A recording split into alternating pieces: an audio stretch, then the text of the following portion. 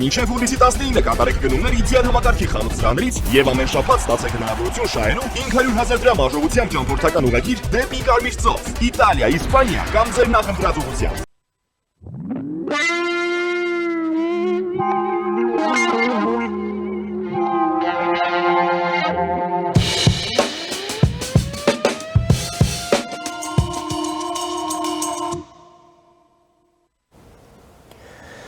Ողջույն հարգարժան տիկնիկ եւ պարոնայք, առաջին լրատվականի եթերում Մեհրաբյան օնլայնն է, ես Ռուբեն Մեհրաբյանն եմ։ Ընտրություններն ավարտվել են, հետընտրական պրոցեսներ են ընթանում, օգոստոսի սկզբին տեղի ունենալու նորընտիր խորհրդարանի առաջին նիստը, մինչդեռ Հայաստանը բավականին ծանր արտաքին եւ տարածաշրջանային օրակարգ է, որպես հանձնառություն ստանձնել եւ մեծ հարց է առաջանում մեր ներքին կարողությունները որքանով կբավարարեն անհրաժեշտ սուվերեն որոշումներն ընդունելու համար, որպեսզի պետությունը ձեռք բերի պատշաճ դիմակայունություն եւ կարողություն ընդհանրապես իր շահերը հետապնդելու, իր շահերով առաջնորդվելու համար։ Մենք գտնվում ենք մի տարածաշրջանում, որը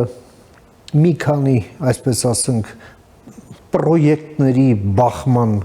մի կիզակետի է վերածվել, այստեղ են հատվում նաև Կենտրոնական Ասիայի երկրների շահերը, Եվրամիության շահերը, դե իհարկե կայսերական Ռուսաստանն էլ որոշել է իր բարքերը բերել այստեղ եւ տեսնում ենք, որ ոչինչ չի խնայում դրա համար։ Փորձենք հասկանալ եւ այդ նպատակով մի հարգարժան հյուր եմ հրավիրել մեր տաղավարը, սիրով ուզում եմ ներկայացնել, մեր հյուրն է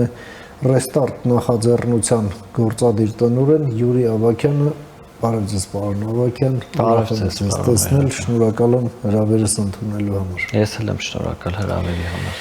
Դե ինչ, պարոն Ավագյան, մենք տեսանք ինչպես անցան ընտրությունները ռուսական ասպատակության ուղեկցությամբ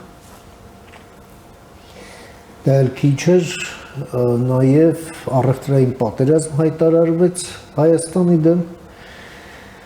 ամբողջ արտահանման վրա բեռնարկել դրվեց, դա էլ քիչ համարվեց, հիմա էլ տարանցման վրա է արգելք դրված եւ Հայաստանի ղեկավարությունը հարց է բարձրացնում ԵԱՏՄ կոչված այդ կառույցը ողջ է թե մեռած, հա? Բայց ոնց որ թե այդ հարցն էլ արդեն ժամկետ անց, հա, որովհետև դա մեռած է, եթե մենք ահռելի ծավալի փաստաթղթեր ենք ստորագրել, բայց ինչ որ մի օր մեկը թարս ոտքից վեր եկնում, ասում է փագենք առանց այդ թղթերի մեջ նայելու կարելի է, չի կարելի էլ ոնց որ թե հարցերը վերջանում բայց ներսում մենք ունենք բազմաթիվ խնդիրներ մենք տեսնում ենք որ Մոսկվան այստեղ դրել եւ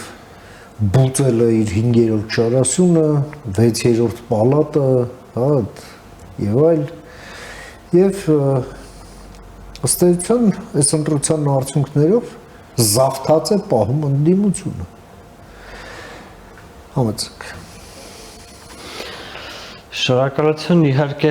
հարցերի բավականին լայն շրջանակ էր պարունակում ընդհանուր անոտացիան, բայց եթե մենք գանք այդ տնտեսական հարցերից, նաև այն սահմանափակումներից ու տնտեսական շանտաժի գործիքակազմից, որը որ Ռուսաստանի կողմից այս պահին կիրառվում է, Պետք է ընդհանուր կոնտեքստը հասկանալու համար նաև նկատենք, որ հենց Ռուսաստանի ներսում էլ այս Ուկրաինայի վերջին անակնկալներից հետո, այսպես կոչված, արդեն նաև այնտեղ էլ բավականին լուրջ խնդիրներ կան, բազմաթիվ են համացանց ամբողջովին ողողված այն տեսահոլովակներով Մոսկվայի բնակիչների, Ռոստովի բնակիչների, նաև այլ համայնքների բնակիչների,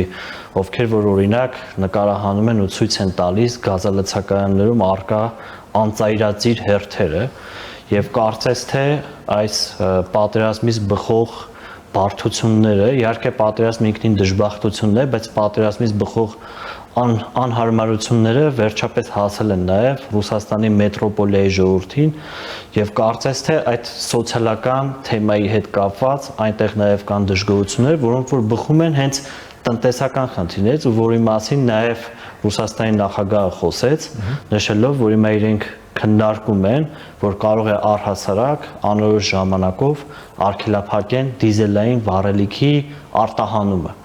Այսինքն մենք հիմա խոսում ենք Ռուսաստանի կողմից իրականացվող սահմանափակումների մասին, բայց եթե իրավիճակը խորանում է, մենք կարող ենք հասկանալ, որ շատ պարագայում Ռուսաստանը գուցեև ի վիճակի էլ չլինի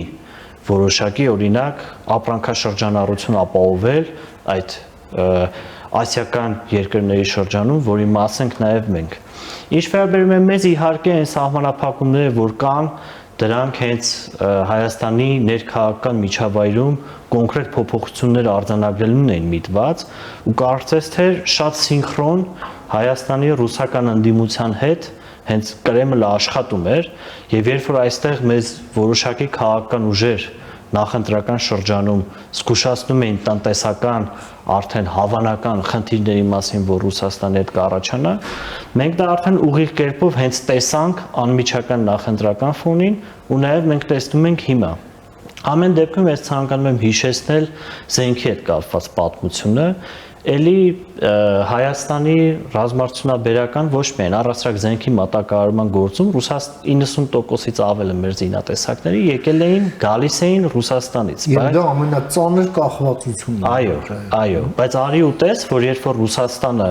օրինակ ոչ գործընկերային իր վարկագծով վերցրեց գումար Հայաստանից եւ ամենածանր ժամանակաշրջանում այդ զինատեսակները Հայաստանին չմատուցեց, որպես դրա հետևանք այսօր Հայաստանը արդեն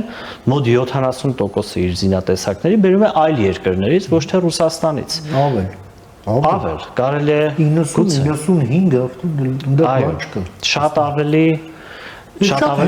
ամրապնդում է իմ ասածը։ Եվ շատ հեշտ ընկնում։ Եվ այս տնտեսական այսպես կոչված գիտեք սահմանափակումները կարող են այդ նույն էֆեկտը ունենալ եւ կամաց օրինակ Հայաստանի ձեռնարկությունները կարող են այլընտրանքային եղանակներ գտնել նաեւ հենց արևմուտքի անմիջական աջակցությամբ։ Մենք տեսանք, որ իրականում Հայաստանը միշտ էլ ձգտել է Համենայն դեպս վերջին տարիներին առավել շատ առևտրաշրջանառություն ունենալ ԵՄ անդամ երկրների հետ, բայց այդտեղ առաջացել են բազմաթիվ խնդիրներ, հիմնականում պայմանավորված այդ մեր ապրանքների մրցունակությամբ, որոշակի ստանդարտներին համապատասխանելու տեսանկյունից, բայց երբ որ օրինակ առաջանում է քաղաքական ճգնաժամ, այստեղ արդեն արևմուտքը ցույց է տալիս, որ իրենք ձեռք են մեկնում եւ հրապարակային բարձր մակարդակի հայտարարություններով եւ նաեւ կոնկրետ քայլերով որոշակի գործողություններ իրականացնում են, որովհետեւ Հայաստանը կարողանա հաղթահարել այդ մարտահրավերները, բայց ասել, որ դա լինելու է բավարար առասարակ խնդիրներ չեն լինելու, իհարկե ոչ, ես դրա մասին չեմ խոսում, բոլորս էլ դա հասկանում ենք, բոլորս էլ Արմստատին հասանելիություն ունենք եւ այդ թվերը թվաբանությունը իհարկե տեսնում ենք, բայց այդ թվաբանությունը մենք տեսնում ենք նաեւ հենց անվտանգային ոլորտում եւ մենք տեսանք, թե այդ փոփոխությունը ինչպես եղավ եւ գուցե այդպիսի փոփոխություն նաեւ իրականացվի Նաև շատ կարևոր է տնային աշխատանքի իրականացումը, օրինակ կառավարությանը մենք միշտ քննադատում ենք, որ իրենք դա արեցին post factum, այսինքն կանգնեցին փաստի առաջ, նոր սկսեցին դա անել։ Վթարային ռեժիմով հապշտապ տենց ինչ-որ։ Սկսեցին ճգնաժամ կառավարել։ Մինչդեռ օրինակ կանխատեսելի էր, որ եթե անվտանգային ոլորտում համագործակցության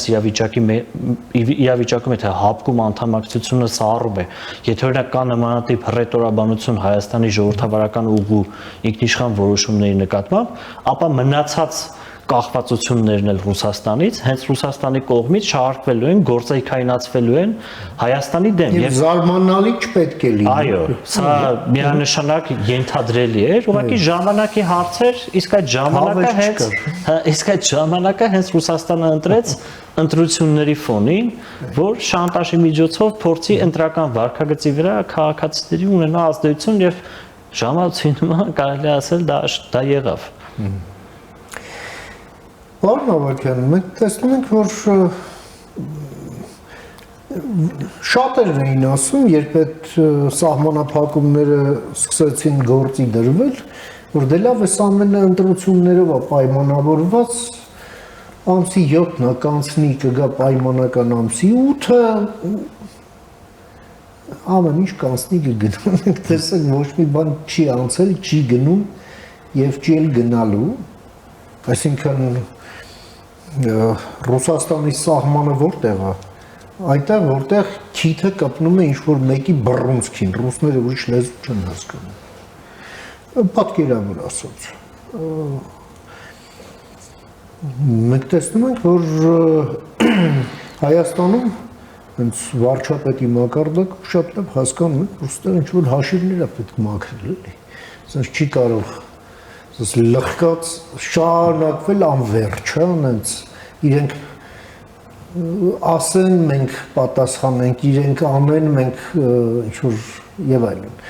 Ոստեղ հատու, կտրուկ քայլեր են պետք, մենք էլ հասկանանք ինչ ենք անում, ինչ չենք անում, որում թե ներսում, թե դրսում, որովհետեւ դրանք փոխկապակցված են։ Ես կարծում եմ կառավարության քաղաքականությունն է, որ իրենք ցանկանում են նվազեցնել Ռուսաստանից կախվածությունները, բայց իրենք չեն ցանկանում Ռուսաստանին դարձնել թշնամի։ Դա բազմաթիվ հանգամանքներով է պայմանավորված։ Մենք ինքներս տեսանք, որ Հայաստան շատ վատ դեպք է, գիտեք, երբ որ օրինակ ընդունված է, չէ, այս փորձագիտական շրջանակներում կամ քաղաքական շրջանակներում Հայաստանի кейսը, օրինակ համեմատել Մոլդովայի հետ։ Կամ ասենք մենք տարբեր քննարկումներ ենք տեսնում, որտեղ օրինակ խոսում են կուսակցությունների ֆինանսավորման մասին, ինչպես գտնել ռուսական ֆինանսավորման հետքը եւ այլն։ Վատը նա է, որ Հայաստանի պարագայում այդ ռուսական կապիտալը արդեն իսկ Հայաստանում առկա է եւ դա շատ է։ Եվ Հայաստանում շատ կան անհատ փոխկապակցված մարդիկ Ռուսաստանի հետ, ովքեր որ Ռուսաստանի պետական շահը Հայաստանի պետական շահից վեր են դասում։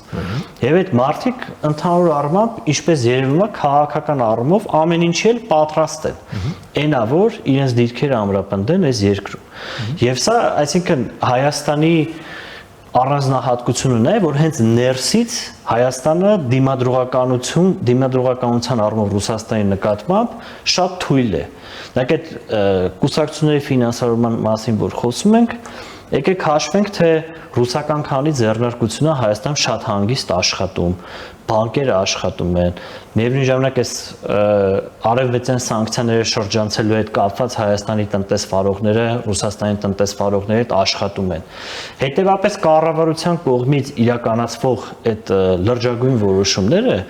իրանք պետք է հիմնված լինեն շատ կոնկրետ հաշվարկների վրա, որպեսզի իրենք կարողանան այս գործընթացը կամաց անել։ Եվ Ռուսաստանի կողմից այս ցնցումները հենց ինչի են սկսել, որտեղ հասկացել են, որ կառավարությունը այս ուղղությամբ էլ գնում է։ Եվ իրենք փորձում են հիմա ստեղծել արագ այդ խնդիրները, ներկայացնել ինչ-որ վերջնագրեր Հայաստանին, օրինակ հենց մեկը այդ ԵԱՏՄ-ում ընտրության հարցի հետ կապված։ Դուք հիմա անհամատեղելի է եվրոպական ուղին ԵԱՏՄ-ի հետ։ Մենք պետք է հարցնենք ինչի են հենց հիմա, դա իրենք ասում, հետև իրենք նկատում են, որ Հայաստանը փորձում է կամաց թոթափել Ռուսաստանից կախվածությունները։ Ու այս հարցերին որպես առանց շոկային։ Այո։ Հա, բայց նույնիսկ մենք չէ շոկով եւ հնարավորինս առավելագույն։ Որովհետեւ այդ շոկը իրանց գործիքներից մեկն է, եւ մենք որպես հանրություն պետք է նախ ինքներս մեր մեջ պատրաստ լինենք։ Մենք ասենք օրինակ մենք ինչ ենք ուզում, մենք օրինակ ուզում ենք պետություն, թե ուզում ենք մեր վատ որակի օրինակ ինչ-որ ապրանքատեսակը, ասենք, գնա Ռուսաստան։ Այսինքն, այս երկընտրանքը մեր մեջ կա։ Հիմա այդ շոկային թերապիան կոնկրետ այդ տնտեսական ձեռնարկությունների մասով Ռուսաստանի, ես ինքս որպես քաղաքացի, ես պատրաստ եմ օրինակ մի քիչ ավել հարկ տամ, դա սուբսիդավորի այն գյուղացիների կարիքները, ովքեր որ օրինակ խնդիրներ են ունենում այս Ռուսաստանի հետ շոկային հարաբերությունների ֆոնին, բայց միևնույն ժամանակ դրա դիմաց կառավարությունը ավելի հստակ, ավելի համարձակ քայլեր իրականացնի դեպի Ռուսաստանից այս կտրվելու գործընթացով։ Ու մենք պետքա, ես կարծում եմ խնդիրը հենց այստեղ է, մենք առերեսվում ենք սրա հետ, թե չէ, ես որպես քաղաքացի, որպես անհատ վերացարկվելով այս մասնակցությունը բան մնացածը կամ եթերներով խոսելը եւ այլն։ Դրան պատրաստ եմ ու կարծում եմ, որ այս հրամայականն է հենց հանրության առաջ դրած, որտեղ օրինակ տատիկ-պապիկների բուժվելու թեմայով մենք ոնց որ թե պատրաստ ենք, չէ՞, այսինքն մարդիկ մեծ քանակությամբ գումարներ է ծախսվում այդ ոլորտում սոցիալական այլ ուղղություններով, նախընտրական շրջանում օրինակ խոսում էին պետական բուհերում անվճար դարձնելու մասին Վրաստանի օրինակով, բայց մենք պետքա պրիորիտետների մեջ հասկանանք, մենք որոշակի սահմանափակումներ ենք ունենում այս սոցիալական ծառայությունը մի քիչ ինքներս մեզ նեղություն ենք տալու հաղթահարում ենք այս իրավիճակը գալիս ենք մի այնպիսի կետի ենք կանգնում որտեղ մենք որպես պետություն արդեն միջազգային հարաբերություններում հանդես ենք գալի թե մենք վախվխում ենք կոպիտ ասած սկսում են մարդիկ լացել այդ վախենալ այդ թեմաներով, այդ 300,000 ադրբեջանցու թեզով, այդ մնացած թեզերով, տնտեսական շանտաժների թեզերով ու ընտրում ենք օրինակ այսօրիական տենց այդ կլուբնիկը վեր ենք դասում պետությունից։ Լավ, այդ ամենը հասկանալի է, որ մենք ի վերջո, այո, կառավարությունն ունի որոշում, որ մենք նոր բառացի է դա ասում, որ մենք պետությունը ելակի հետ չենք փոխում։ Այդ հասկացանք, բայց այս անցումը, հա, պետք է կառավարման խնդիր ունի, հա, ասենք մենակ ցանկություն հայտնելը քիչ է։ Միայն այսպես քաղաքական նախապատվություն դրսևորելը քիչ է։ Հետևաբար սա մի process է, ալգորիթմ է ենթադրում, շատ հստակ քայլերի, որ ամեն փուլը իր կառավարումն է պահանջում եւ ուղերձ ժամապատասխան։ Մենք տեսնում ենք այդ ամենը, թե սենց ուղերձները տեսնում ենք, քայլերը ոչ։ Ես կարծում եմ ոչ, որովհետեւ տեսեք, ընտրություններից հետո գործող իշխանությունները օրինակ ասում են համատարած երկրում ընտրակաշառքը բաժանվել։ Հիմա հարց է առաջանում նախարարին այդքան տարի իշխանության մնալուց հետո այն պայմաններում, երբ որ հեղափոխության ֆոնին էր, այս իշխանությունները եղել, ինչպես է ստացվում, որ կան առհասարակ նման դերակատարներ, որ մի բան էլ ի վիճակի լինեն դա բաժանել։ Երկրորդ, մենք տեսնում ենք, որ իրենք իբր թե պայքարում են դատական մաֆիայի դեմ։ Բայց այդ դատական համակարգի ընդհանուր առմամբ ես չեմ ուզում իրենց հենց լեզուն օգտագործեմ, բայց դատական համակարգի բարեփոխումները ընդհանուր առմամբ օրակարգում են եղել դեռ 2018 թվականից։ Եվ հիմա մարդիկ դրա մասին չեն խոսում, որովհետև չեն հավատում, որ ուղղակի այդ բարեփոխումների իրականացումը հնարավոր է։ Հաջորդը դա արդեն կրկնելն է այն մեթոդները, որոնք որ նախկին իշխանությունները կրկնել են։ Օրինակ վարչական ռեսուրսի օգտագործումը, որը մենք տեսել ենք եւ 2023 թվականի Երևանի ավականու ընտրություններում, եւ մենք տեսել ենք օրինակ նաեւ այս վերջին ընտրություններում։ Մենք տեսել ենք նաեւ տարբեր մարդիկ, ովքեր օրինակ այդ ընտրատասովշիկությամբ են զբաղվում, նաեւ շատերը այդ մարդկանցից անցել են գործող իշխանության ցանկերը։ Այսինքն ես կարծում եմ ընդհանուր առմամբ գլոբալ առումով արդարության հաստատման երկրում արդարության ընկալման հաստատման գնացքը վաղուց գնացել է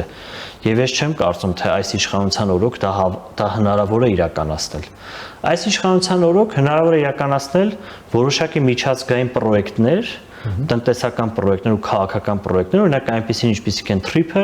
այնպիսիք ինչպիսիք են մոդուլյար ատոմակայանների իրականացումը այնպիսիք ինչպիսիք են վիզաների ազատականացման գործընթացը որը ընդհանուր առմամբ Հայաստանի եւ դիմադրողականությանը եւ տնտեսական ներդրումների տեսանկյունից եւ նաեւ Ռուսաստանի ազդեցության նվազեցման ընդհանուր տարածաշրջանային կոնտեքստում նպաստում է բայց խորքային ներքին փոփոխություններ արդարության մթնոլորտ հաստատելու տեսանկյունից ես կարծում եմ որ ես չեմ հավատում դրան իրենք ինչքան էլ այդ խոստումը տվեցին ստացան ձայն ընտրվեցին բայց կան խնդիրներ նաև կան խնդիրներ հենց ընտրության կոնտեքստում օրինակ այն 3-ը ընտրատեղամասերը որ վերաքվեարկություն չնշանակվեց դա խնդրեմ է ինչքան է հիմա դե մեզ դիտողը ասի բայց դե Ծառուկյանն էր հիմա օքեյ բայց որ Ծառուկյանը օրինակ դարձել էր բիզնեսմեն, ոչ թե օլիգարխ ընտրություններին մասնակցում էր։ Բայց ում խնդիրներ։ Չէ, բայց Ծառուկյանը ինչ է մինչև հիմի քաղաքականության մեջ սուբյեկտ։ Այո, բայց հարցի հասցեատերը դա իշխանությունն է։ Ուրիշ մարդ չի, որովհետև ժողովուրդը ամբողջական մանդատն ու լեգիտիմությունը դրա մի անգամ չի տվել, երկու անգամ է տվել։ Եվ երկրորդ անգամը տվել է պատերազմի պարտությունից հետո եւ երկրորդ անգամվա մանդատը, այդ որ հիմա իրանք ելույթներում օրինակ խոսում էին, որ ասում են վերջ թավիշը ավարտվել է, ասում են վենդետա լինելու է, Ռուբին Ռուբինյաններ ասում։ Բայց 21 թվականին մոտավորապես նույն բանը իրենք արդեն ասել են։ Իրենք այն ժամանակ ասում էին պողպաթե մանդատ, այդ չագուչը, բանձիկով չագուչով, որ գյուղ էին գալի, դա ինչի մասին էր։ Այսինքն տեսեք, շատ խառն է իրավիճակը։ Հիմա թացը չորից ընդհանուր առմամբ տարանջատելու տեսանկյունից ես ավելի շատ կենտրոնանում եմ այն գործընթացների վրա, որոնք որ բխում են այս արտաքին քաղաքական կոնտեքստից։ Ներքին քաղաքականության առումով մեծ փոփոխություն է պետք, որպեսզի այդ հարցերը հնարավոր լինի լուծել եւ հասարակությունը ընդհանրապես այն արդարության դեֆիցիտը, որ կա, դա ամբողջապես սպառվի։ Այդ արդարության դեֆիցիտի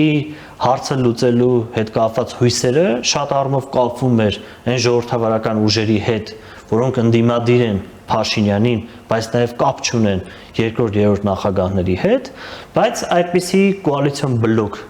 կարելի է ասել ինքը տեղի չունեցավ եւ հետեւապես այս փուլի հրամայականը նմանատիպ ինչ-որ մի հատ ուժի հայտ գալն է, որը կարողանա ճեղքի այս մոնոպոլիզացվածությունը, ինչը շատ բարդ է, որովհետեւ եթե այդ քաղաքական ուժը մտնում է դաշտ, մի կողմում Ռուսաստանի հետ սերտ կապի ունեցող միլիարդատերեր են, մի կողմում վարչական ռեսուրսի տիրապետող իշխանությունն է եւ բնականաբար բարդ է լինելու սա ճեղքել։ Բայց կախված է լինելու իմ խորին համոզմամբ ամբողջապես դրանից, այն բոլոր հարցերը, որ մենք հասցեագրում ենք, դրանք լուծվում են թե չէ։ Պարոն Նավակյան, տեսեք, այս մարդիկ ամբողջ այս նախընտրական ժամանակաշրջանում, նույնիսկ դեռ մինչև պաշտոնական ներկնարկը զբաղված էին ըստ էության ռուսական շահերի շատ ագրեսիվ սպասարկմամբ, թիրախավորելով ամեն ինչ, Հայաստանի բոլոր օրակարգերը, լինի դա ներսի թե դրսի, ներսի սոցիալական ծրագրերը, ժողովրդավարեցման այդ գործընթացները, որոնք լավ վատ, բայց իրականացվում էին, դե էլ չեմ խոսում խաղաղությունը, փոխկապակցվածության ձևավորումը, այն ամեն ինչին Ռուսաստանը խանգարում էր, էլ չեմ խոսում եվրոինտեգրման մասին, թրիփի մասին եւ այլն, այդ ամենը թիրախ էր, գովաբանում են նոյեմբերի 9-րդ կետը, ասում էին Արցախը կորցրեցինք նրա համար, որովհետև 9-րդ կետը չկատարեց Հայաստանը։ Դե հիմա բերեք հանենք։ Այս ամենը կար։ Հիմա իրենց այդ կուրկ Ռուսաստանի կափարիչներն է թռնում ուղիղ եթերում եւ իրենց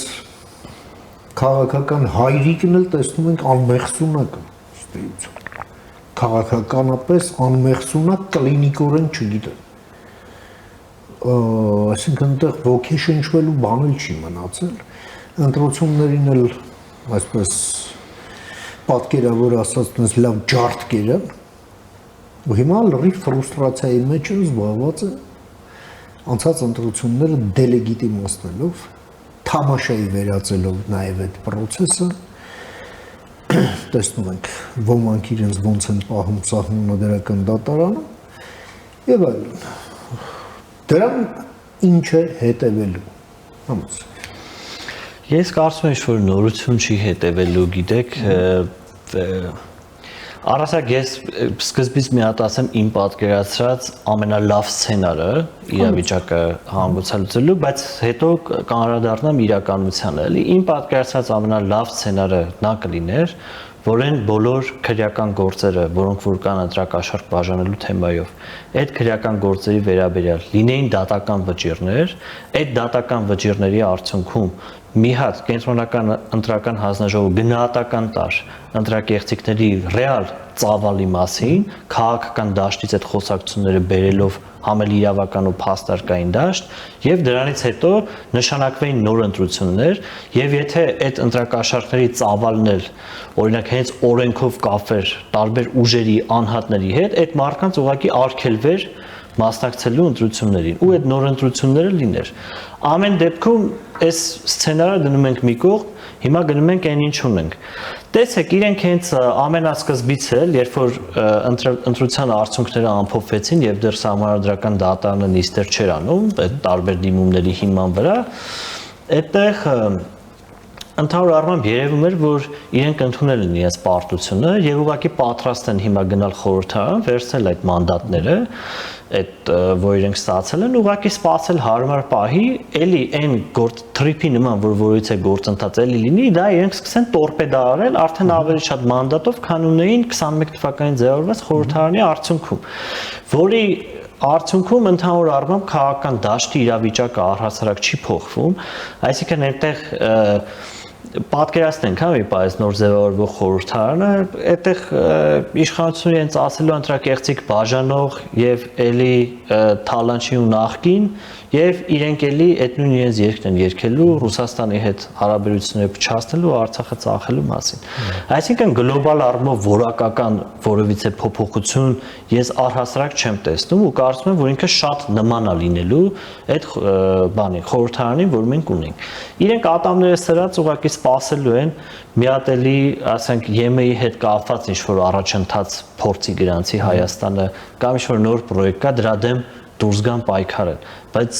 ուրիշ ինչ-որ տարբերություն, որ ասես տեսնում, թե չէ։ Իսկ այդ խոսակցությունները մի կողմ, գիտեք, հենց ամենասկզբից է իրենք ընդունել են իրենց պարտ։ Նույնիսկ Սամվել Կարապետյանը ինչ էր ասում, ասում էր իրենք չեն հաղթել այնպես, ինչպես մտածում էին, որ կհաղթեն։ Այսինքն մենակ այդ բայց հաղթել է, այսինքն ուզում ասի սահմանադրական մեծամասնություն չեն հավաքել, բայց հաղթել են։ Իրենք լավ էլ հասկանում են, որ ընտրությունը արտացոլում է ընդհանուր առկա իրավիճակը, բայց ամեն դեպքում ես որպես քաղաքացիության ներկայացուցիչ միշտ շեշտում եմ այդ 3 ընտրատեղամասերում վերակավարկության չնշանակումը ինքը պրոբլեմատիկ է։ Դրանով շատ իրավիճակը քաղաքական որ ասած փոխվելու չէ, բայց սա